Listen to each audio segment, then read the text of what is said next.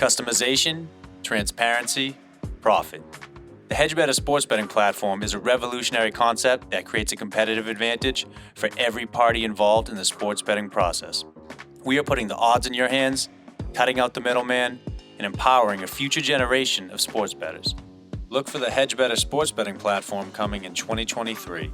In the meantime, visit us at www.hedgebetter.com, follow us on Instagram at HedgeBetter, and subscribe to the HedgeBetter YouTube channel. What's up, Steele and Nazzers? We got episode 80 here. Steele and Nazz, no Steele or Nazz, but we got Showtime, we got Magic. Boom! This might be a new thing we do. Yeah, hey, we might throw this in every now and then. Showtime Magic might have its own Magic Mike Minute spin-off. Yeah, we're growing, and this week we got a big interview. Just me and Showtime are on it with, who do we have? Tommy Guarino, TV online personality. Yes. Big time rising up in the TikTok social media sphere. If you don't know the name, you're gonna know the name. We got into a lot of good stuff with them. Yeah, talk about his future projects coming out, whether that be the Kings of Combat commentator, the social media kind of like personality, talent agency they're trying to have come up right now. All his new deals with Dunkin' Donuts. That was a good little. The guy's making moves. A lot of moves. Making moves. He's very driven. He's very passionate. He's gonna be a household name of Boston, no 100%. doubt. No doubt. So enjoy this interview. He was great. Very humble kid. Let's get into it. Without further ado, Tommy Guarino. And welcome here to Steele and Nazz, presented by HedgeBetter at Headquarters in Braintree. We got a Showtime Magic interview here with the Boston legend, Tommy Guarino. TikTok Tommy himself. Tommy, how's it going? I hate to be the guy, but it's Guarino. But it's all good. What did I say? Guarino? Guarino. It's all right. It happens all the time. You gotta get that right before we start recording. Yeah, it's your boy Tommy here. Familiar face at the Headquarters, but I'm on a different podcast still. And as it's great to be here. I heard a lot about you guys, so I'm excited to talk a little bit. All good things, yeah. I know you guys are pretty seasoned. We just talked about you guys have been doing this for 3 years, which is pretty impressive. I really only got into the podcast game the last few months, so I'm kind of a rookie compared to you guys. What do you think of it? I've heard you guys do a few Mass Appeals. You and Mark are good. Shout out Mass Appeal podcast. Yeah. Shout out Mass Appeal. That was good. That was a kind of an idea we came up with together. We did a few episodes together, and then I just had a bunch of other shit going on, so he just took that over. And then whenever I have time, I come in to talk. But I like the podcasting. It's cool. It's a different avenue I wanted to go down for content. Obviously, with social media, you can do fucking everything. So I definitely wanted to try it out, and it's good. I just haven't really had enough time to keep coming on, but I definitely want to do a consistent show down the line. And that's how I kind of feel with podcasting too, because I feel like the main part of it for me and like what's exciting about it is you can do it independently. So I want to get to a point where I have like a mobile setup where I can do it anywhere. So same thing like when you're like, oh, I don't have time for it. I want to just like record almost all the time. Just like I think doing small stuff. Like even seeing you guys do the live show, that must have been pretty sick. Yeah, live shows is great. That was like a top. Like out of the 3 years, that was up there. That was it felt like a fucking concert kind of. Yeah, and I think it would be cool if you, like you said, a mobile setup. You can literally set up anywhere. Like I think it'd be dope to do it like outside a sporting event or something, like pre-game brewing shit. Right. But like set it up like on Causeway somewhere. I don't know just if that's like have legal, like a mobile van with like a sliding door. That'd be like unbelievable. That'd be sick. Interview fans and shit. That'd be dope. But yeah, no, podcasting's sick. I think it's not like just it's like you have a normal conversation, but it's completely different when you have the headphones on and you're in the studio. Yeah. Like I know the first time we did Mass Appeal, the first couple times it was like not daunting. Like it was fine. Like once we got into it, but like even just sitting in here and like all the lights are on you and the cameras, it's like, all right, this is kind of a little pressure on me, but it's not bad. I'm used to it now, but I definitely want to keep it going. I definitely agree because first when I started coming on for podcasts, and Magic Mike brought me on. We used to do just the Magic Mike Minute. Which this is Magic Mike? This is Magic Mike. I should have been, I didn't even introduce myself. Magic Mike. I'm Showtime. So we would do the Magic Mike Minute. So it'd just be like a sporadic, like kind of skit kind of type feel, like kind of what you do for yours. And then that transitioned to coming on in front of the camera full time. And you'd be having this natural, organic conversation, and then as soon as the cameras go on, they go live action. Everyone freezes up. You're just You like almost forget about what you're gonna talk about, or you get like nervous, or It's hard too. Like even like I have trouble with it still. Is like talking over people. You got to be careful not to talk over others, and like you don't realize like how bad your conversation skills are until you get on the mic and start talking. So, but it's a learning We had process. these martini dudes on last week too, and we were definitely some of us. I was buzzed up and like, ooh, they're already a loud kind of crew too, and I mean, there was some talking over each other. That's the going best on. though when you're flowing with. It was good. Oh yeah, we were definitely flowing. Yeah. I love how you were trying to explain that. You were like, we were our shit face. but that makes for some of the best content. Oh, 100%. Again. Yeah, those guys are, shout out to Mr. Martini Boys. Those guys are lively. I ended up seeing them this weekend at Fat Baby, so That's awesome. they always have fun. So what do they do? I don't want to get too much Yeah, into They it. But literally yeah. like they do what Portnoy does with pizza, but with espresso martinis, and they like every day they're out. Really? And you would think They're maybe trying to that make, like, wouldn't an be that alcohol good, company. but it's entertaining. They're a funny crew. Yeah. And I mean, that's the main thing, right? Even with Portnoy, like how many different pizza reviews can you do? But he keeps it entertaining, so he that's does. that's the main thing. If I they was have saying, that- like, I have to watch a pizza review with dinner. Like, it makes my dinner If that they- little bit better. if 5 they have minutes. that, yeah, if they have that creativity, then you got it down pat. Know what I like from podcasting too is watching yourself. Me too. Because it's like hypercritical of like your skills and Definitely. your communication. Same thing, talking over each other. Same thing. Headphones also help out because I can like Yeah. hear you in my ear, Yeah. like This being is like, like dude, shut up. like right now, I just talked over you. Yeah, again. just, like, I'm quick. like you think too much. Like, Don't it's overthink it. It's a whole different experience when you have the headphones. What on. about like you with like creativity and like just starting with making videos? Like, Yeah, I'll get into it a Yeah. little. So how did it start? So, you know, I'm from East Boston, so I'll give a quick intro. Born and raised in East Boston. I still live at home in the same triple decker my grandmother bought back in 1970s. the 80s, I think. Early 80s. My father grew up there, his brothers grew up there. So yeah, I'm from Eastie. I was never a social media guy. Like I'm sure you guys can relate. Like I would post once a month with my boys that had like 400 followers, you know, like but I was never like posting on social media because in Boston especially, like no one is a content creator, you know, like it's not really a big or a natural thing to do when you're from here. So when the whole pandemic happened, the world shut down, obviously. I know you guys were saying you were doing your podcast still.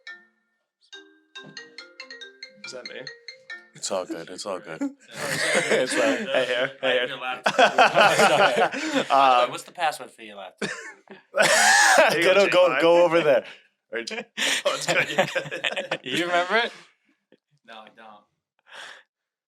He's given. You're literally doing that to the camera. Everyone on YouTube is gonna All hack right, it. I'll change my password. Run over and I've tell 'em. already been hacked this week on Instagram. Did you see this? No. I got hacked on When Instagram. you posting like Bitcoin shit. Yeah, exactly. Run over and tell 'em. my password's LMAO. Yeah, you're gonna have to change that. You I thought knew said that. numbers, not letters. Oh, I was going My LM. bad. Didn't mean to interrupt. You're Yeah, good. no, I'll you're change good. that later. Yeah, he got the old. Someone was like, I invested with Shelby and made 10 grand. Yeah. You got hacked too, or like yeah, fake not, account. yeah, not hacked, but I had I did a Bruins ticket giveaway, and I had people making fake accounts. Like it was like Tommy Guarino, but it had like 2 N's in my name, and they got up to like 500 followers. Some of them, and like they were like, "Yo, DM me this, download this app, and like we'll give you tickets." I don't want to get too into it, but it was like, dude, a lot of people. I got like 1,000 DMs about it. Like, yo, someone's hacking you. Like, is this real? I'm like, no, please don't do that. So many people were like, oh, I did it, and I'm like, come on, bro, like, have more common sense. Yeah, I like, know. are people really gonna give you free Bruins tickets for downloading a fucking, you know? You know who's funny? App. Greg hit me up. He's like, I think I won those tickets from Tommy. Oh my god, poor kid. Simsy, I'm sorry if you're listening to this. Yeah, me and Tommy have a mutual friend, Greg. Me and Tommy met through playing hockey, and then same thing. Like when you started blowing up on TikTok Right. in the beginning of it, I didn't know that you were even making content at the time because like Yeah. we would like shoot the shit randomly, Yeah, but yeah. like not have like full on conversations. Like you know what I mean? Yeah, And then, that's a good segue into it because I think that was around the time when I first started skating with you guys in Quincy, like around the time I started to blow up because that was fall 2020 or like winter 2020. And so basically pandemic happened, world shut down, everyone downloaded TikTok. I feel like, well, at least I did and my friends. And downloaded it. I would scroll on it. I never really posted. And I think it was September 2020. It was because I remember like, this was like, I mean, it obviously changed my life. So I remember exactly when it was. I was leaving the gym. I was on my way home on my street, and I always wanted to post, but like, you know how it is. Like people, talk shit or like, if you're new to it, it's completely different. Cause I'm like, I never did this before. TikTok's this little fucking kids app. I don't want to post on this, but I was like, all right, I have a funny thought. Like I'll post. So I watch this video back. I still have it on my TikTok and I look at it sometimes. And it's like, I cringe at it because it's just like, I'm so much more comfortable in front of cameras now. But in the moment I wasn't, but I was just literally talking into the camera, but I was just sharing a relatable thought, which was, when people claim to be from Boston, but they're not from Boston, they're from the suburbs or something. So I literally made a minute long video talking about it, and it like blew up. It got like 100,000 views. I had like so many comments on it, like people loving it, but like obviously you have some people like, oh, you're probably not even from the city. You're probably from like Wakefield, like just stupid shit. So I was like, oh, this is cool, but like, there's obviously two sides to everything. But I was like, all right, let's just keep it rolling. People seem to like it. It was a lot more pros than cons. So I was like, fuck it, I'll keep doing it. So from that point on, I just kept making videos about like relatable Boston shit. And then I think the first skits that I did, because that's kind of what I'm known for now, is like the short form skits, was the hockey ones. So I played hockey my whole life, and I actually was playing for UMass Boston at the time. I walked on to UMass Boston as a backup goalie because I knew the captain, they needed an extra guy, and I tried out and it worked out. But I walked on to UMass Boston, so I was always around hockey guys my whole life. But being around college hockey guys is completely different because, I played for East Boston High, so, we're not really talking like, the Canadian hockey guys. I was going to say, where'd you pick up that accent? Because you nail it. You really do. Like the beauty, the pit. Like, you're a fucking beauty, buddy. Like, but playing college because, like, kids are from everywhere, like, no one from UMass Boston that plays at UMass Boston is really from the city. Yep. So I was playing with kids from Canada, from California, Florida, and they're all great guys, but they all talk the same exact way. So same lingo. I picked up on it quick, and I just started making like the hockey banter videos, kind of making fun of it, but like, nothing like saying like, fuck hockey guys, but it was just a funny, relatable thing. So I made a skit, and it was like hockey guy introduced himself on a Zoom call because like all the classes were on Zoom. And it was like, hey, what's up? Name's Mitzi. I'm a third line beauty. And like, it was like, it blew up because people were like, this is so relatable. Like, there's a guy in my finance class that's exactly like this. Yeah. And like, that blew me up even more. So I kept doing the hockey videos, and then that kind of transformed into the Boston dad videos. So those really blew my account up too. So I was doing a lot of like Massachusetts, Boston niche shit, and then also like the hockey niche stuff. So I was going back and forth on both, and they were both blowing up simultaneously. And I did that for a good amount of time. I kind of transformed the content into like different Boston skits and frat boy stuff. And within a year, I amassed 1 million followers. I think I hit the 1 million mark August of 2021, so less than a year. And it was just skits. Like, it was just the short form skits, and I was having fun with it. I wasn't doing anything business wise. I was still in college, UMass Boston, but we were online. I wasn't on campus. So when fall 2021 happened, I was already like well known in Boston for doing it. And like that summer I would go out to the bars, like I get recognized, like, yo, you're the guy. And it's always positive shit. Like, no one's ever going to say negative shit to you in person. But when I went on campus to UMass, because I was in school until last semester. So fall 2021, I was at school, and on campus, it was like, I got recognized everywhere in class, like walking to class, and it was crazy. But, I'm a very, and people get surprised by this, I'm honestly a very like introverted person.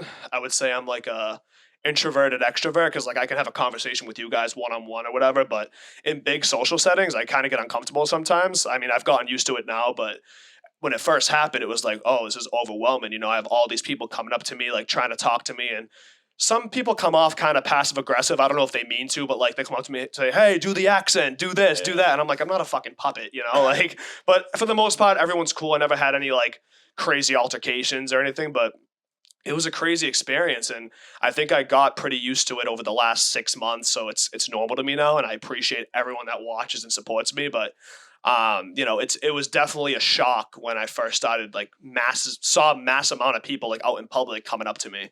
Cause I'm like, holy shit. Like, I really do have 1 million people watching me. That's a big number. Yeah. It's not like fucking 50K here. That milli is a milli. But think about it. Like, when I'm doing this and I'm blowing up in quarantine, I'm not seeing people. So it's like, oh, like I have 1 million followers, but who knows? Like, maybe I'm not going to see them in public. Like, I don't fucking know. I don't even remember the first time that I got noticed in public. It had to be probably like maybe springtime of 2021 because I hit like 500K like before that summer. But I remember that summer is when I fucking started doing the Boston dad videos, and those really blew me up. I was getting like 5-10 million views on those. So I went from like 500K to like a million legit within like a month and a half, which is nuts. So crazy growth. I partnered with this alcohol company, Vodkite, shout out Vodkite. And that was kind of my first business partnership with TikTok. And that's kind of when I saw like, oh shit, like you can make some money off of this. And meanwhile, you know, I'm a senior at UMass Boston that last fall semester, and I switched my major like 4 times. I was in like criminal justice, then I was in business, then exercise and health, and then I switched to communications that fall because I was like, all right, this is kind of social media like ish. And I was really just in college because I just wanted to prove to my parents I wasn't a bum, honestly. But like at the end of the day, my parents just want me to be okay. Like they don't care what I do. Yep. And everyone, you know, pushes college. Like you got to go to college, you got to do this, you got to do that. And that's all fine and good. Like college is a great route to take.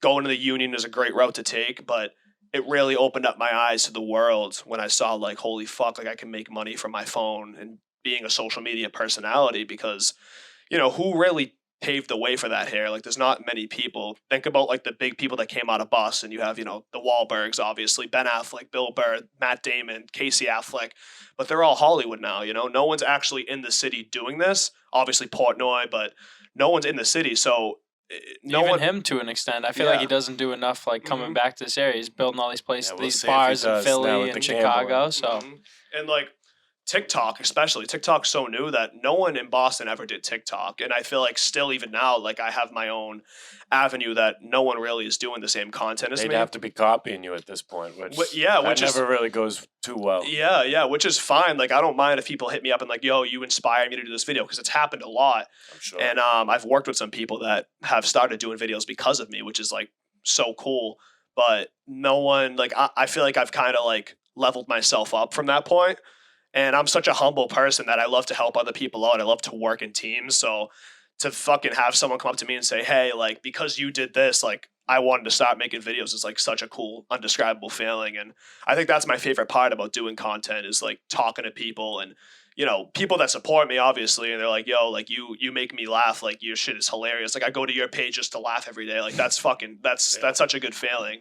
I do fucking die laughing at your pages sometimes. Sometimes it, like same thing. You're on TikTok, you're scrolling. I'll go to your pages. I'll fucking roll through and like you scroll through, and then like it's hard too because me personally, and I think a lot of people are like this. It's hard to really like find a video that makes you laugh. Yeah. You know what I mean? And like, even to me, like if I find a video that genuinely makes me laugh, I give kudos. Like sometimes I'll message the person like, yo, like you're fucking hilarious. Cause I agree. Most of the shit on social media can be cringy. And like some people even probably find my stuff cringy and that's fine. People have different senses of humor. But when I can find a genuinely funny person, like that's rare. And like to have people tell me that I am, it's like that's a sick thing to hear from someone else. How long does it like take you to come up with these skits? Like, are you constantly like writing in a journal like every idea? Like, since you're doing these niche, you know, Boston dad, but you have to do that video like 50 times, 50 different, however many times, many different ways. Up until like recently, I'd say probably the last few months, I wasn't writing shit down. I would just like come up with shit every day. Like I didn't have a posting schedule. I would post every day, but every day I would block out a couple hours just to do videos. But in terms of like the skits, like even now, like I'm not I don't have a journal of like 100 ideas. Like I'll kind of just take week by week. Like I'll think of shit, I'll write it down, and then I'll do it. But most of the stuff is like improv and like on the spot. Like luckily I have a good like group around me, and I have some people that like to film with me that enjoy doing the same shit. So we'll just like get together and just think of shit on the spot. Yeah. Like this kid Jake Scally, I found on TikTok. I was telling you a little bit about him. He's a genuinely funny person, and he's just one of those kids that doesn't really. You could tell he doesn't really know how to use TikTok, but he's funny. And I saw him on my For You page. He's from Winthrop. He grew up in Charlestown, but he's a little older than me. And I noticed he's just like genuinely funny, but he doesn't really know how to do the skits. So I reached out to him. I'm like, yo, like you're funny. Like we should do some shit together.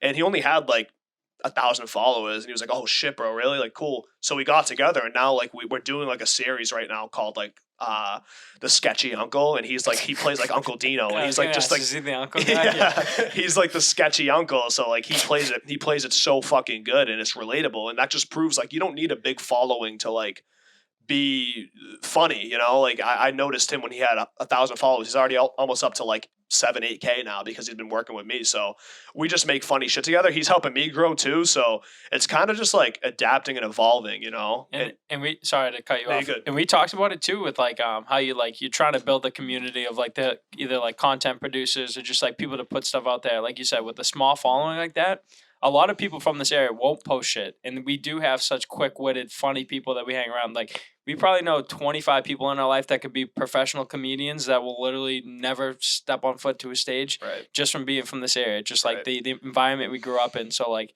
it's good to have those people to inspire and, like, bring out the best in them and, like, kind of get them out of their shell. So, yeah, dude, and like, you know how it is. Like, I mean, it's what I base my content off of. You know, growing up in Boston, like, it's unique. You know, people love to hear the Boston comedy, but to get in front of a camera, make a skit, and post it for millions of people to see, like that takes, you know, it's hard. And like I never realized that that's like kind of a talent I have where I don't mind what people. I care what people think about me, but I'm not to the point where I'm like not going to post something because I'm scared of a mean comment, you know?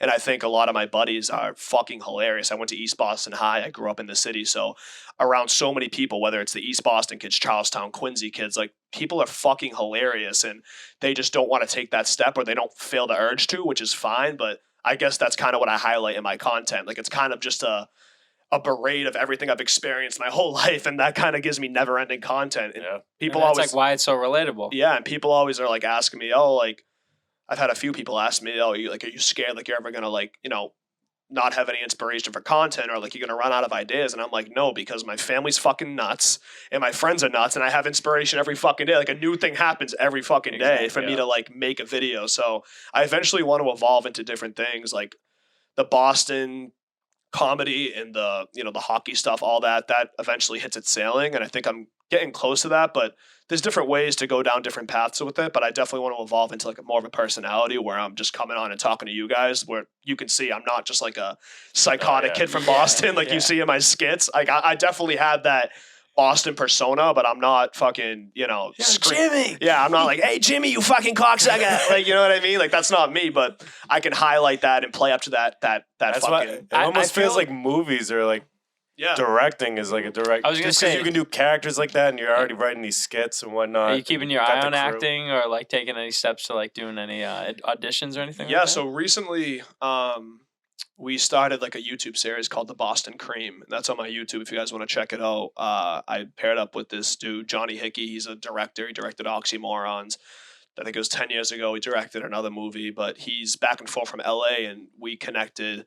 He actually came up here for an interview, and I connected with him because of that, and he was interested in working with content creators. So he's older. He's like in his 30s, but we kind of paired up and came up with this idea of the Boston Cream, which is like, if you've watched Entourage or like Jay Fine actually highlighted this too. The Rail Bros of Simi Valley, like they play up to the stereotypes of dudes living in California.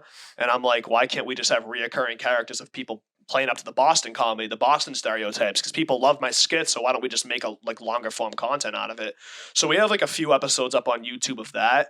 That's kind of like where I learned, you know, screenwriting, acting, and directing is like, you know, it's huge for something like that because you can't just come up on the spot for like a 30-second skit. It's like a 5-6 minute thing where like you have to play out the plot and the ending, and you know you gotta have taking scenes. Yeah, you gotta have a structured thing. So that I enjoy that a lot. Like I enjoy like writing scripts, screenwriting. I enjoy acting.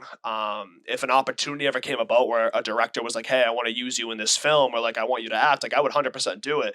I've never took the step to audition for anything. I don't know if that's my true passion, but I definitely do enjoy acting. But again, like I said, I'm trying to just dip my toes in different waters, like podcasting, the skits, long form content. Me and you were talking about this earlier. I'm forming like a a talent group in Boston right now. It's in the early stages, but we're launching it soon, where it's more of just a collaborative space for creators around the area. We have like, I think 15 or 16 talent signed right now to us, and it's more of like a management / collaborative group type thing where people can make content just focused on the Boston area though. Like we don't want to venture out of Massachusetts yet, just because I feel like it's so untapped here, the social space. I mean, if you think about it, in New York, LA, they have their guys, like it's already tapped into, but no one here is really doing social media stuff if you think about it. Right, So you think of LA, you have like an image of the top 10 creators Right. out there. Like you don't imagine that. But, Right, like, you're trying to exactly. build the Mount Rushmore, And basically. they all work together too. Exactly. low-key. So you're doing a good job of connecting like that one guy that is struggling to figure out how to get to your level, and now he might have a shot. and that's the main thing I've really learned the last year is network is so invaluable. Having a network, and you know the right people, things fall into your lap. So what I'm trying to do is build a network for these creators to come directly into, where you have people in the same area as you to go work with if you want. So that's kind of our goal with that. I won't speak too much on it just because we're in the early stages of it, but that'll be that's something to look out for like a long-term thing. But I'm excited because networking has brought me to a whole nother level the last few months. Certain things have fallen into my lap, which has been great. But yeah, that's the main thing I've learned is a network could be your net worth, 100%. You know, the only thing So I'm envisioning when I think about that idea, I'm seeing like a Southie like content house, like right on Broadway, like every night going to Southie Lincoln. content. You know And what I mean? Didn't Like they make that railroad. show or something? Yeah. Some reality I heard show. Yeah. actually it's funny because I had a lady reach out to me yesterday actually, or 2 days ago. I got a random email from like a casting producer. They're based in like LA. I think it's called like Renegade 83 Studios or something. But she reached out to me and she was like, "Hey, like I'm a casting producer. Like, can we hop on a phone call?" I was like, "Sure, why not? Whatever."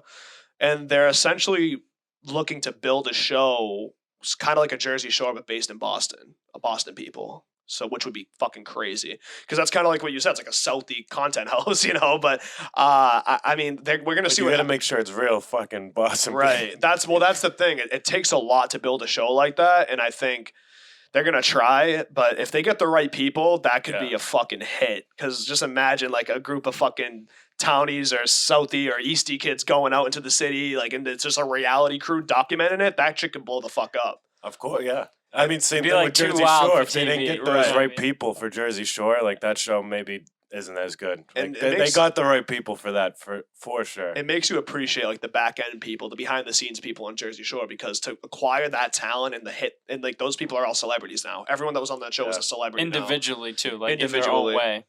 And it's Maybe minus Ronnie and no, he still is. He still is. Hey, Ronnie and Sam have one of the most iconic relationships. You could in say reality they history. made that show. If they didn't have those two, they might not have been nearly as And successful as they were. I agree with that. I That's- just that's a don't good- know like what Ronnie or Sammy's doing now, but I mean, I guarantee they still get recognized everywhere, Oh, yeah. and they're huge. So I don't know. That's another long term play. I don't know if that'll play out because obviously a lot goes into making a TV show, but like that's something interesting that came from me. But in terms of what I'm doing with like the talent group I'm trying to form is. It's not just creators either. Like we have some athletes, like we have a BC football kid. We want to get artists, like anyone, fucking actors, creators, and just have the most influential people in the area together. And whatever happens, happens. I want to urge people to collaborate and Smart. get Smart. different audiences exposed to different things because that's only going to help you grow. So if you've ever had that creative bug bite you, or feel like ever Yeah, how do making you get- something, How do you get signed to this? So Is it like- we have a whole team behind us. So we have a team of like 7-8 people. I'm not on that. Like I have agents working for me that kind of deal with the contract stuff. I have a good team around me personally that kind of handle my contracts, my negotiations, because I'm not a business savvy person yet. I'm learning every day. Again, I'm 22. Like I'm still new to the content space. So I like to focus just directly on the content and networking with people. In terms of the back end stuff, like I said, I have people helping me out. So we'll see what happens. I mean, to get signed, I would say number one, it just starts with connecting. Like we reached out to a bunch of people. A lot of people were interested, and we set up like Zoom calls, and we met everyone and saw who was interested in it. And I mean, it's kind of a no brainer because the way we set it up is like no one's going to be signed long term with us. It's kind of a thing where like you can do it if you want. If you sign, you can still get out of the contract easily. We set it up that way. Because the way I looked at it was like it's a space for creators by a creator, because I'm a creator myself. So I know how it is to deal with companies and businesses that want to sign you on for long term and not give you anything out of it. Like that's just the name of the game. That's business. You know, you want to get as much out of someone and give as little, you know. Yeah. That's just how businesses work. I mean, that's like kind of what the UFC is getting in trouble for right now. Like Right. these guys are locked in. Like Shogun Rua, he just fought the other night. I think he still has another fight left on his contract. He's like 48 years old. It's like, insane, dude. and he has to fight. The whole Ngannou thing, like he Yeah. wants to leave, Through but the he's like, boxing, yeah. it's crazy how much like those boxers get paid, and then see how much the UFC fighters get paid. But like that's a good like a good parallel to kind of what we're doing. I want to put the power back in like the creators or the talent's hands, if that makes sense. So I think it's going to be good. Again, that's something that we're going to announce probably a month or two, but I'm excited for it. It's going to be a game changer. A good segue in boxing and something being announced. I heard you're going to be maybe the commentator for the Kings of Combat match coming up July. Yeah, I'm pumped for it. Jay Fine really he really got something with this, and I'm excited. Yeah, so we're gonna be. I talked to Jay Fine a little bit about it, but that's in what July 16th, I think. 16th. Big day. So Jay Fine, we were just shooting the shit about it, and I was just asking him questions because I was curious. Obviously, it's a fight promotion. There's going to be, you know, exhibition and pro fights, and I was like, oh, it'd be funny if like I commentated, just kind of like saying it as a joke. But then I was like, oh wait, I actually would like to do that because like that's a whole other avenue I could go down, because I'm just trying to try different things out and see what I want to do. Because the hardest thing for me to answer to people is like, what do you want to do a year from now, 2 years from now? And I'm like, whatever falls the into my universe lap. brings to me, and I feel that like I'm kind of a go with the wind. Whatever like comes to you, and like what you put in, same thing. Whatever energy and work you're putting in is what you get back in return. So Right.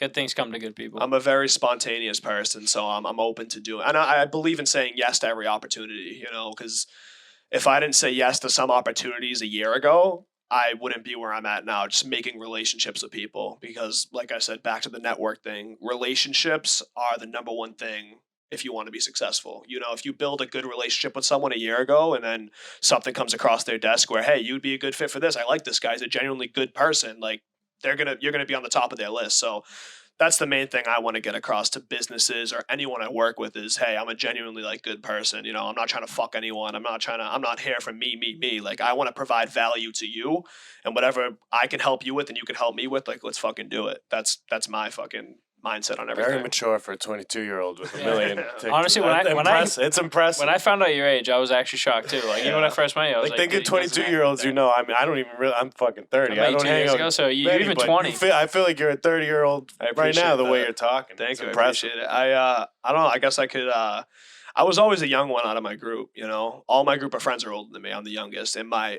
have an older brother and older sister. My sister's 32. My brother's 35. So I'm the baby. Oh. So I've always been around older people my whole life, and I think like, and you see it in college all the time. I don't know if you guys went to college, but when I went, there were kids that were 18 who were going out to parties and they never drank before. They never kissed a girl before. They never did this. I was lucky enough to experience like blacking out on the Constitution Beach in East Before you were Boston 14 at years 14 old. years Yeah, old. exactly. I was taking Got it Fireball out of the way. I was chasing Fireball with Bud Light at 15. So I got those hard lessons over with early, which is why I think it kind of paved the way for me. By the time I got to college, I was a lot more mentally matured than a lot of people. But you know, it's not a knock. It's from where I grew up, and it all ties back to Boston and the city. Like it's just a different atmosphere and breed out here, I would say. So yeah, I've been blessed to be around a lot of mature and older people, and I've learned my lessons early on. Where now I'm 22 and I'm on a big stage. I'm on a big platform where everyone sees my shit constantly every day, millions of people. So that's something you're going to be careful with on social media. You know, you can't act like a fucking moron, say certain things, and, you know, you get fucking canceled like that. You got to be careful. You got to keep up your image. So I've been blessed. How do you keep yourself like grounded to like not get sucked in by the fame and like everyone's saying Tommy's the fucking best. Yeah, we yeah, love yeah. this kid. I'm a humble person, you know, and I can think tell. that's a very, it's a great trait to have. And I've learned it so much over the last year. I guess just the way I am, you know, my personality, being humbled constantly by my parents and my family. But I don't need to be humbled. Like, that's just something I've always had. I was never like a cocky person, an arrogant person. I mean, you could even say confident. Like, I deal with self-confidence a lot. Like sometimes I'm like, oh, maybe when I see like negative comments or people DMing me like here and there, like saying shit, I'm like, oh, am I actually funny? Do I suck? But I'm like, I always have that constant support and drive of people where I'm like, okay, yeah, I know I'm the shit, but I'm not shit either. You know what I mean? Like that's a good attitude to have. So I know like I'm important to a lot of people, but I also know like I can lose at any second. So that's kind of why I always keep my foot on the gas pedal. And this is my full-time job now. So I'm always looking to get exposure, expand, and make connections as much as I can. So it's been a great experience. It's been a big learning curve the last year, but I'm just getting started, so I'm excited to see what the future holds. That's a cool thing. And who are you some of your biggest influences? Who do you look up to for inspiration? Fuck, I know people always ask me that. Good question. Yeah, it is a good question. I've always loved, and this goes to kind of the canceling thing, but I love Bill Burr. He never got canceled, obviously, but like he's uncancelable. I don't know if I spoke to you about this or Jay Fine, but have you seen like his Philly rant when he was doing the stand up in Philly, and like he was saying the craziest shit that I can't say on this podcast, but you can go look it up on your own. He was he might get canceled. It's bad. He was saying some borderline like racist and homophobic stuff, but like this was in 2012, but even so it's kind of recent, like back in like the early 2000s and 90s you can say a lot of that shit and get away with it, but he's someone I kind of look up to because he's always kind of walked that line. He's always kind of said stuff without saying it. I think anyone that just kind of got out of this area, honestly, I'm not a huge Barstool guy. I love Barstool, but Dave Portnoy, like the way he's been able to grow that brand and like be himself, keep that same mindset of like, fuck what anyone thinks. I'm going to say whatever I want, but still be a celebrity. Like that's something I look up to. That is fucking so sick to me. But yeah, I guess I don't have like anyone crazy off the top of my head where I'm like looking up to them, but in terms of celebrities, I would say like Portnoy or Bill Burr, the Wahlbergs, and just in my personal life, like my parents, my sister, my brother, like they've all made it out of the city. They're all successful, and my mom works 4 jobs. My dad's a mail carrier his whole life, so they're both blue collar. So the main motivation for me is to eventually make a lot of money and give back because I really want to help them out because they fucking dealt with me the last 22 years. I still live at home, dude. So. Yeah. I want to get the fuck out of my house, but like I'm paying off loans. Yep. I have a nice family and a house to live in, so I'm like I'm in no fucking rush. Yeah, don't force it. But that's something I want to do eventually is give back to them because they've done so much for me, and I learn more as I get older and as I see the world. And like now I'm paying off my loans on my own. I'm paying my car bill, my phone bill. Like I'm looking at places to move out to. It's like I really appreciate what the fuck they've provided for me. Yeah, you don't see that until you get to a certain point in life. Yeah, no one really knows like how awesome it is to have a good family like supporting you until you don't have it, you know what I mean? Right, like dude. You see other people in different situations where you're like, dude, I don't know how they got themselves out of that or like have such a positive mindset, and you really are appreciative of. And I've been lucky enough to have 2 good parents. They're still married, and there's some people that lose parents or they lose family members and they're in a lot worse situations than I am. Like some of my friends, like my close friends, like their parents weren't there for them, but they have lives where they're like set up now because they worked for it and they kept their head down, and they just said fuck you to everyone else and did their thing. So that's my motivation, man. It's I want to be in a place 5-10 years from now where I can be living comfortably on my own and give back to my family. That's the main goal, and I think that's a invaluable trait that I have just growing up in the city and having the family and the people around me that I had. Even though we didn't go on vacations to Boca Raton every month like some people did that I met in college, it's still like such an invaluable lesson to have at such a young age, and you learn it more and more as you grow up and get older. So I've been blessed to have that, but in college, I met some kids that legit had like a gas card. Like their parents would Venmo them money to go out and drink, and I'm like, how the fuck do you do? I mean, some of my friends are the kids that do vacation in Boca Raton. So like, I'm going to Germany with them in 2 weeks. Yeah, I did get to go to vacations in Aruba. We'll take the vacation when we can. Every now and then. But they weren't paying for me to booze. So if you don't have like a main point of inspiration, then who would be just someone you'd want to work with in the social media game or creative aspect?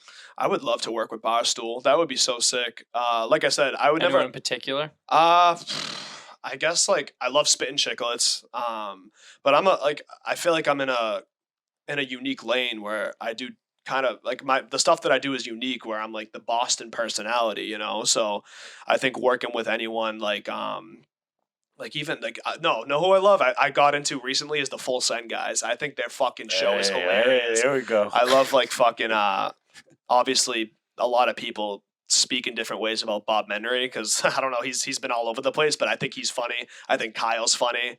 I think they would be hilarious. Steve's a fucking beast. I watched. Don't get him. I'm a huge Full Send dude. So- Pandemic wise, Right. they blew up, and Happy Dads, I'm drinking it all. I buy their merch Right. like a fucking loser. And I Whatever. never really followed Barstool, Full Send, any of those big groups until recently when I started getting bigger. Because I was like, all right, let me see how these guys do their thing. And to see Steve giving away just like millions, Tesla's crazy. money, like you got guys like Dave Dobrik and shit giving away fucking Teslas to people. It's like, I want to get to a point where I can give back and like change people's lives like that. Like that would be sick. But yeah, man, in terms of content, I just want to work with genuine people, you know, like I want to work with good people.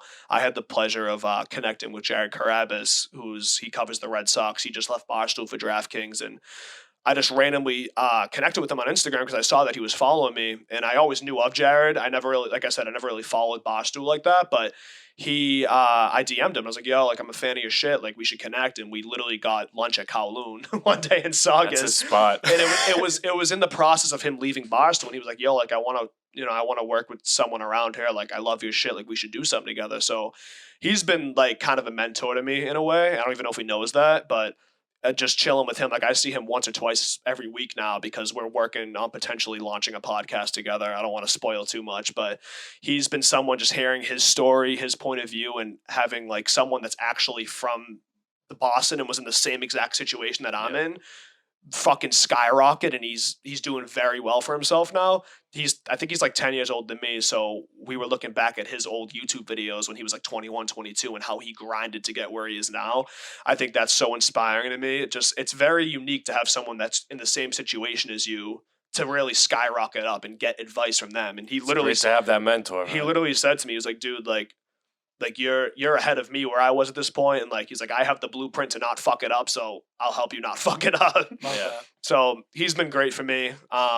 I've built a team around me of smart, business savvy individuals. My agent Nick has been a blessing. I linked up with him a few months ago. He played for New England Revolution. He signed at 18, and then just for some personal things he was dealing with, he ended up retiring at like 2021. But he retired, and I think he had like 10, 20K in his bank account, but he put it all into a couple businesses. He launched a business, sold it, and now he has a very successful soccer training program it's doing very well. And he's also a sports agent, so he represents pro soccer players. And he reached out to me randomly. I think it was like January, and he was like, "Hey, I want to get into the social media space. Like I'm doing pretty well, but I want to venture off into a different avenue." So, and that's another interesting thing I learned too is representing influencers and representing athletes is kind of like almost the same thing. There's a lot of parallels you can draw from it because, if you're pitching a deal for an athlete to a, sports organization, it's almost like pitching a deal for an influencer to a company. So that's why he's really thrived with me. And we've secured some big deals over the last few months that's kind of set me up for the year. And, I have a good full-time income now from it because of him. Oh, yeah. I just saw you just signed with Donkeys, and shout out Donkeys, drinking the ice coffee Shout out black. Donkeys. Tell us more about that. Yeah. That has been a big thing on like Yeah. your Instagram. Like, Yeah, drink with them maybe, or you're trying to get that. So, I mean, that would be a fucking People dream. helping you That's a out. dream. That would I be a see the dream. comments. That would be sick. Yeah, so Donkeys. What is the Tommy TikTok drink? I get a cold brew black, bro. But I'm like, if I ever get a drink, I have to do something crazy. Like maybe we'll do like cold brew black with little brandy in it. I don't know. I think that might be illegal. Can they sell Baileys at That would be Donkeys? But the Donkeys deal, yeah. So I obviously have been trying to party with them for so fucking long. But again, it just comes down to I didn't have the network. And I didn't have the support for the longest time. I didn't have the team behind me. I didn't have a team behind me until probably like December, January And once I got that team behind me, they helped me network with people who had connections to Duncan, the corporate offices, the emails. Because if you're just DMing Duncan on Instagram like I fucking was the last year, they're not going to see that or they're not going to care to respond. You got to do shit more professionally if you want to work with a big corporate company like that. Luckily, I got a few emails that I could email, and I emailed them all. I emailed like 4 people, like kind of just presenting myself and saying, hey, like I love your brand, like I'd love to work with you. Didn't hear back from them for like 2 weeks. Emailed the 4 people again. Didn't hear back from like another week, and I was like, oh, whatever, I'm not going to work with them. And then randomly, like another week after that, so probably like 6 weeks from the initial email, I finally got one person to respond back and say, hey, I'll connect you with this person. And that's just all it is, bro. It's connectors, people that connect you to other big people. And I got a Zoom call with them, and turns out the social media girl knows who I am. She lives in Southie, actually. And she was like, we've seen your content for a while, blah, blah, blah. Like, we'd love to work with you. And I'm like, why the fuck haven't you reached out to me? But I mean, think about it. If someone's promoting your stuff for free, you're not going to reach out to them with thousands of dollars to pay them, you know? Exactly. So luckily I built a good relationship with them. Good point. You got to siphon your donkeys content, I mean, so you they have to one pay you every the time I bag. see you. You know what I mean? One in every video. So we had a good first interview, and then I brought my agent in, and we negotiated a short-term deal because, you know, I mean, think about it. They're not going to just offer you a fat bag of cash right off the bat. They want to see some value first. Obviously, my videos speak for themselves. So we set up like a 5-video deal. I think it ends end of June. So once I finish those videos, and the first 2 videos have already blown up pretty well, I think once I show some value with those videos, we can set up a long-term contract and, you know, Unreal. really get paid. So that's going to be huge. But yeah, that's kind of it's a great company to be connected with. Anytime you can 100%. be connected with a big company like Dunkin', like that's optics wise, that looks so good. And local, it was 2 brothers that started the company. Both, I don't know where they're from. I think they might be from Brookline originally, but the first one was in Quincy. My dad used to do the plumbing for all the Donkeys originally when they had like 10 stores. So Right. just like, you know. I think that's my main goal too right now, at least in my career, because I'm in no rush. Like obviously I want to make my money, but I want to build a foundation of a good network of people locally, you know, because like I said before, a lot of my content is Boston niche, Massachusetts niche, New England, whatever you want to call it. I want to build a foundation of good local companies and good relationships, because the Boston market is untapped, but there are like 4 or 5 major companies that really run the space. You know, you have like Boston Bear Company. They run like the big alcohols there. Obviously like the sports teams. You have like the venues like the Garden. Like I would love to work with like TD Garden or like a sports team. Like that would be so sick. My all-time like dream or like my goal, I'll know like fuck I made it, is like when, you know, like when big celebrities go to like Bruins or Celtics games, they're on the Jumbotron with like their name. I'm like, once I'm courtside at a Celtics game and they're like, Tommy Guarino's there. That's true. That's when I'll be like, yep, I fucking made it. I made it. That's like my all-time goal. When you were saying like working with them, the only thing I could imagine with that is Cousin Stiz was actually the voice of the Celtics 2 years ago. Like I feel like you have a good like almost broadcasting voice where that might be like a good avenue to hit. What do you hit mean up the some, voice? So like literally it'd be like like in between like timeouts and periods, it'd be like stand up Boston, like Oh, I got or like walking into Oh, it. That's dude, that would be sick. so Or That's like sick. before videos, hype up shit. Like that'd be a good But even someone like him, he's a local dude. I'm a huge fan of Cousin love Stiz. Cousin Stiz. He's kind of LA now. Like he's back and forth, but I think he's more in LA. But even seeing him, and he's huge, but it kind of puts it in perspective where I'm like, it's attainable. You know, he's not like Post Malone. You know, like that's what I mean. Like Boston's so small that like if you just get up there and you're close to rubbing shoulders with those guys, like you'll get there. So Even Bia, Bia too, yeah, like, she's she working just with came J. out Cole now. Cole, that song is That song slaps. nasty. I'm in Nasty. London. Like, dude, I fuck with Bia. That's my crush too. Shout out Bia. Yeah, she's awesome. And also shout out Drew Tats, who is Cousin Siz's personal tattoo And artist. you're a personal and my tattoo personal artist. tattoo artist. You have So. to connect me with him, bro. Oh, I he's get tatted literally the up. best in Boston. It's unbelievable. He Wh- just did Celtics players and stuff. Where's he out of? He is a private studio. I'll tell you. yeah, I'll tell you. yeah, off we'll camera. talk Yeah, off yeah. camera. Yeah, but dude, I think like this kind of goes back to your whole inspiration question. I think my inspiration just comes from anyone that made it out of Boston, you know. And When you say made it out, like you're saying like made it, and because I was just gonna say it's funny they all have They left. all fucking. They've leave. all left. That's and that's kind of where I want to separate myself. Yeah, I guess. You like, want to stay? I mean, the weather here fucking sucks, I know. but I think my all-time dream is to like, you know, stay in New England. I want to stay hopefully in Boston and have a house there. Like my all-time dream is to have vacation houses in different Yes, places, yes. you know, like a house in LA, Miami. That's long term, but you know, just to get the That's fuck when out we'll of lose you. That's when Tommy will officially be lost in the Boston, sauce there's of nothing better influence. than a Boston spring, fall, and Right. summer. Like Agreed. the winters here are the fucking worst. They're 9 months long. Yeah, I'd love to have a Florida house for that. Mhm. But here in the summertime, like the environment, everyone's fucking rip roaring. The Yep. first day it turns 60 in Boston, people have shorts on. Like Yeah. if anyone from Wait till LA you see came tomorrow. in, Well, tomorrow's gonna be really dude, nice. this weekend's gonna be fucking gorgeous. Yeah. And I think like I always want to be in, because the love and support I get from people here is like nowhere else. I won't get. I don't think I would get this love and support from people in LA or New York or fucking Florida. So I always want to be stationed here, but I would love to travel. I would love to travel. I think the respect level for you will be higher and higher the longer you stay here and build your career here. I mean, eventually you will have to like move around Branch and out do a little stuff bit. like you say, but the more and you seem very Boston focused, like you don't want to leave. Which My whole most family's people, there. when they get your kind of success, are like, I'm out. No, I mean my whole family's here, and again, that just comes from my roots. Like I've grown a love for the city, the sports, everything, and I never want to be like. I don't want to be looked at as a sellout. I don't think I ever will, just because I grew up here and I'm going to stay here as long as I can. But in terms of like leaving, I would only leave to like collaborate or work. If I had to work somewhere else, that's completely different. But I mean, my business is here right now. I don't see my business leaving here anytime soon. I mean, you never know with social media. Anything can happen overnight. Fucking Portnoy might hit me up, be like, hey, come out to New York and work at the office. That would be the I fucking think he's dream. going to come back here to you. That would be Truthfully, amazing. I think that's coming in the line. The New York office is going to be done soon. I heard rumors There's about a that. Chicago thing happening. He's in Miami, but if Boston gets his gambling thing a little quicker, he's coming back, and you'll be right where you said. It'll definitely happen over time, and hopefully Give it a year. I just grow bigger and bigger, and maybe it gets his attention. And the thing is, too, it's like it's crazy because you can. Social media is not a guaranteed thing. Like you can lose it all like that. Yeah. That's why I'm always constantly grounded and humble, because I never want to stop working until I know it's a sure thing. And even then I won't want to stop working because there's always sailings to break through.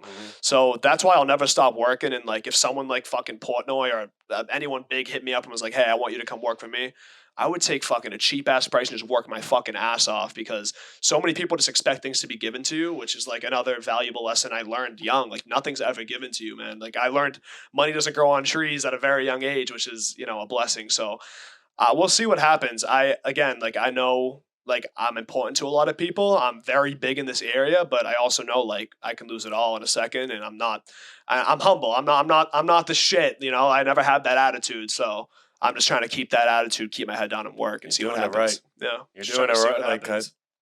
as long as that attitude stays right, I think it's the moon for you. Most definitely. You know? I'm excited to see what the future holds.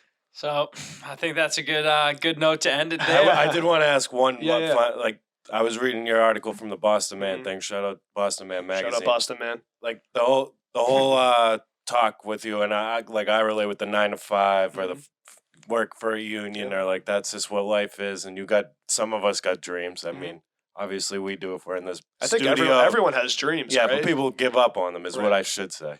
Right. At a young age or an older age. Like I'm 30 right now, and I still am like, I can't do that 9 to 5, 40-hour union stuff just because like it doesn't get me going. No, and I think that's kind of growing up around here. It's kind of pounded in your head like that's the route you have to take, or go to college and fucking get drowned in loans and hopefully get a job after college. But yeah, So what are you gonna say to like the people who are like us, Steele and Nazz? We've been grinding 3 years.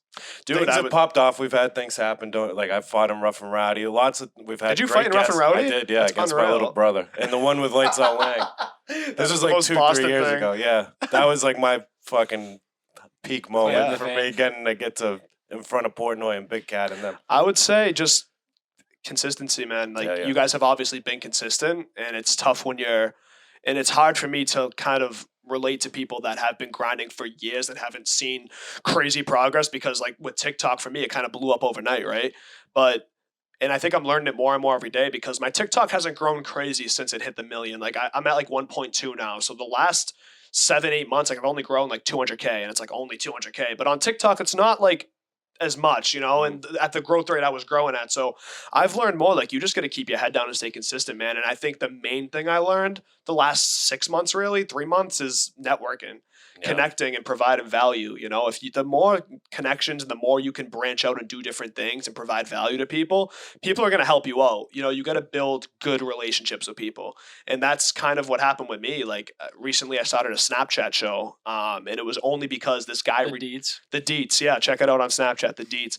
And it's completely different from anything I'm doing, sort of. But the only reason it fell into my lap is because I made a good relationship over a year ago with this random guy that hit me up to do videos on Facebook. Facebook. He hit me up to do like these prank videos on Facebook, and I wasn't really into it, but we built a good relationship from it. And then in February, I got a random phone call. I didn't even have his number saved.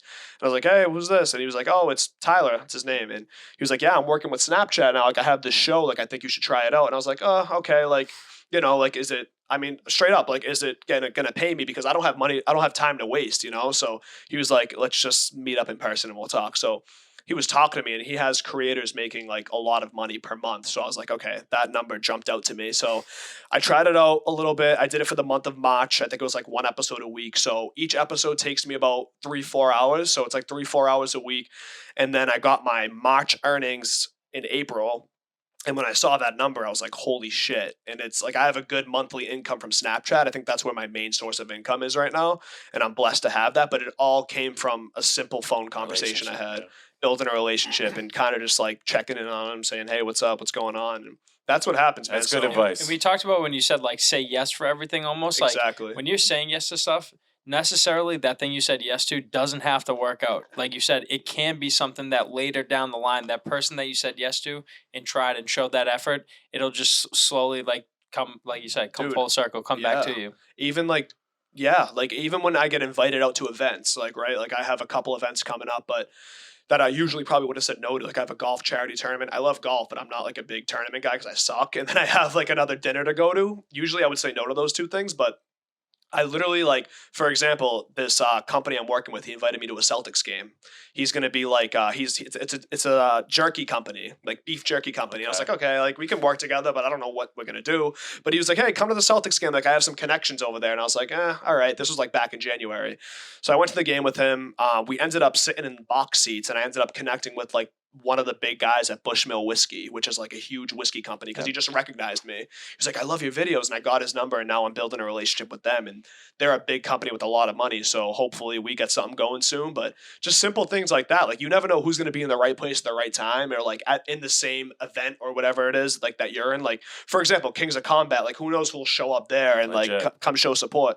Fucking maybe a local celebrity or someone with money is in the same area, and they're like, hey, I'm going to go check out this local boxing thing. So I think really just opportunism, saying yes to everything, building good relationships, and staying consistent. Those are the main three things. I'll add, stay out of your comfort zone or get out of your comfort zone. That's another thing I touched on too. And that's a big one. Like sometimes you don't want to go to that event, and you're like, I don't feel like I'm not comfortable with these people. I don't know these people, but like you said, you got to be there. Because I told you, doing stuff like this, getting on the videos, staying with it.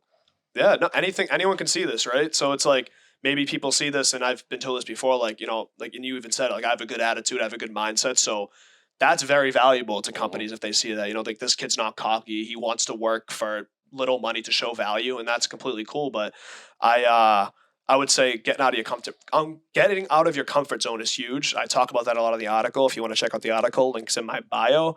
But check that out because I deep dive a lot into it. But that's the main thing with starting my whole social media is I just got out of my comfort zone. You know, I wasn't comfortable with putting my fucking self out there. Kind of step one if you're going to get in this world, 100%. The rest is all good advice, but step one is like the basic surface level advice. Like the most basic thing is not giving a fuck what people think about you. Because no one, I hate to break it to people, but no one gives a fuck that much. You're not that cool, pal. You're not that cool, pal. We all care about ourselves more than, you know. You're not that guy, pal. You're not that guy. Sure has to be. But I think that's number one is you gotta ditch that mindset of people are gonna talk shit about me. People are gonna comment this, DM me this, say this. Because honestly, when people are doing that, it's just because they're insecure and they're trying to fill a gap in themselves.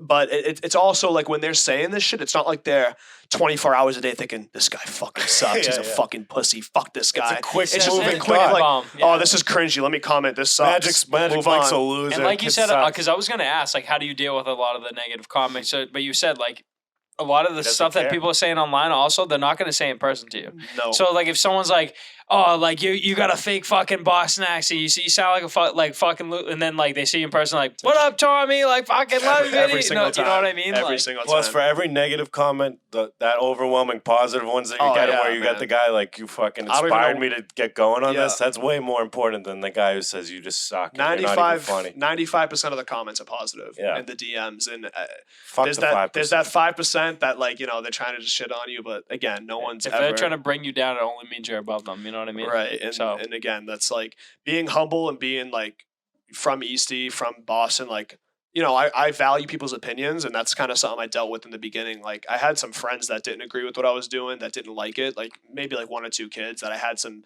like, not beef, but like, you know, just like I heard people saying shit that I grew up with when I was first growing on TikTok that almost made me stop. Like, I talk about that in the article too. Like, I really was close to not doing this because I was like, fuck, like, why are people upset that I'm doing this? Why do people, but then I'm like, why does it matter? You know, like, what, are they providing value in my life? No, some of these people I haven't talked to since I graduated high school. So, A lot of people get scared that you might make it. Like and I don't know they're why. I "We feel like gotta that should be stop him motivation now to before people. he You makes know? it to fucking the fame and fortune." Yeah. I And mean, I feel like that's the difference, like, of Mhm. what people feel when people are like, oh, fucking pissed about it. But, Right. like, at the same time, you're like, I'm trying to do it so everyone else can fucking do it. Like, that's why I like coming on here and kind of telling my story a little bit, giving my point of view. Like, I don't want people thinking I'm making videos saying, "Hey, I'm better than you. Here's my fucking Boston accent. Fuck you." Like, no, I'm highlighting funny shit that happens in Boston or hockey, whatever it may be, and I'm hoping to make it out so you can see that you're in a similar situation as me. You can fucking do it too if you want.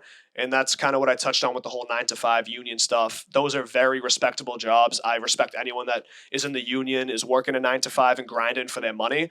But I just want people to know, like, you don't have to commit to that at 21 years old. Right. You know, you can get out of your comfort zone and try to do little side hustles or whatever you can do. Even if, like I said, if it's a half hour before you go to bed every night, just grind at whatever you want to grind at, and eventually you'll build a fucking house. so same thing. Like, a lot of the people don't understand. You should have a 9 to 5 to pay for your 5 to 9, Right. for your 5 to 9 to pay for your 365. Right. It's a very Look at simplistic that. idea. Wow, that get, is a great Get quote. money to pay for your Gary Vee hobbies. definitely They said can- that this morning in a video he Someone watched. said it. Wait. I'm a walking Wait. sponge for motivational quote videos. Did you see that quote, bro? I love that. I love that. I think that was on G. He's a very Money's. motivating dude. He keeps all of us going. You have to, bro. Sometimes. You got to stay at it, and you know, motivation fades away. It's drive, though. You know, that's what really takes you.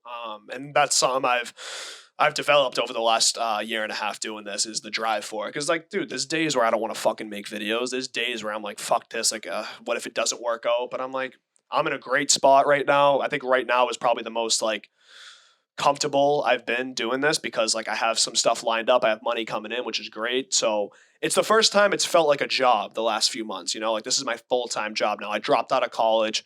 I think the first month after I dropped out, like I didn't really have anything coming in, and I was like, oh fuck, like am I joining Massport at the end of the year? But then stuff started lining up.